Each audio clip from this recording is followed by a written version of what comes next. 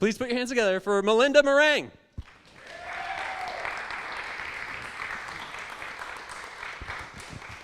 Thanks, Adam. I was actually going to take my mask off while I'm up here since I'm more than 6 feet away, but if you can hear me okay, I'll just keep it on. Cool, okay. So this is really more of an anecdote than a story. It's not going to take me 5 or 6 minutes, so it's going to be a pretty short final act. But I want to tell a story, or an anecdote, about the word community and the idea of community and rejection. It's probably not going to be what you think it is, though.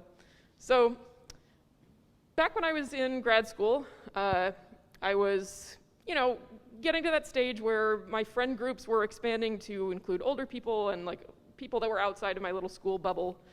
And if any of you were here at the Story Slam event back in May, there was a young woman who gave a great story that was all about the difficulty of making friends and forming a community when you get out of school.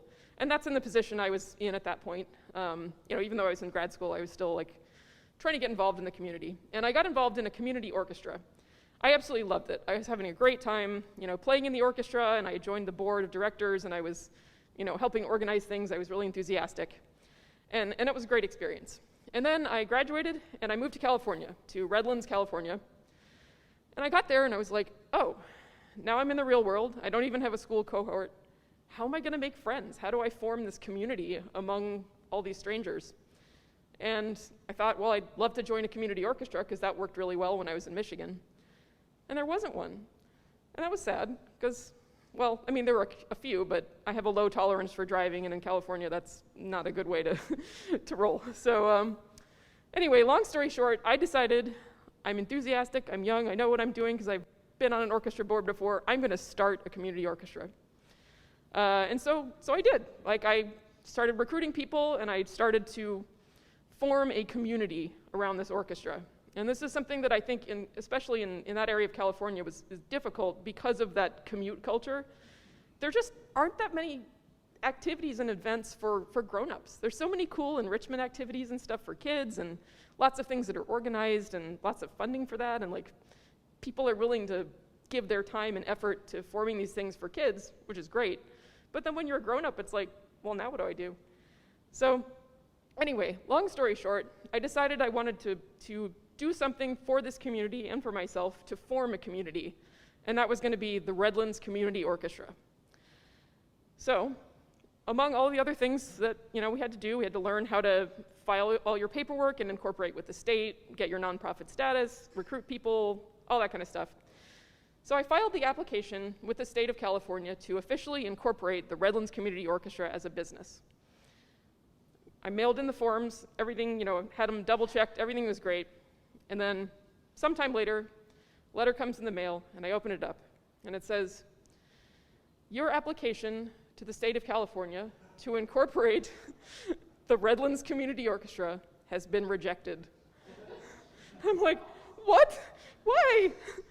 So I read the letter, and it says, the reason is that the name you have chosen for your organization, the Redlands Community Orchestra, is overly similar to the name of an existing organization in the state of California, the West Sacramento Community Orchestra.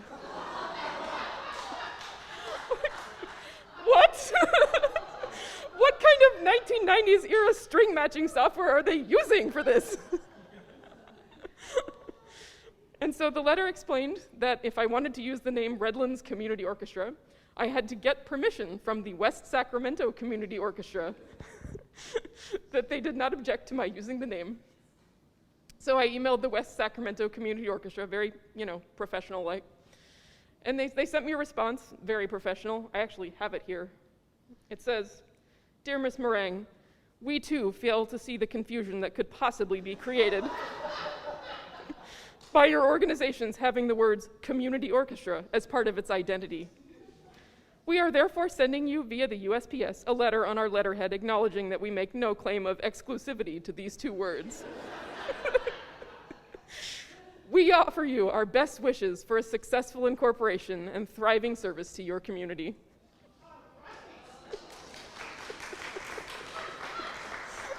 So we resubmitted our application with their letter on their letterhead, and it was no longer rejected. And the Redlands Community Orchestra continues to thrive today, even though I moved here.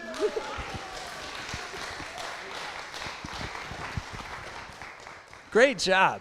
Melinda, I love that you kept saying, like, long story short. First of all, that's not the rule at Story Slam. Long story long. That's the point. That's why we're here.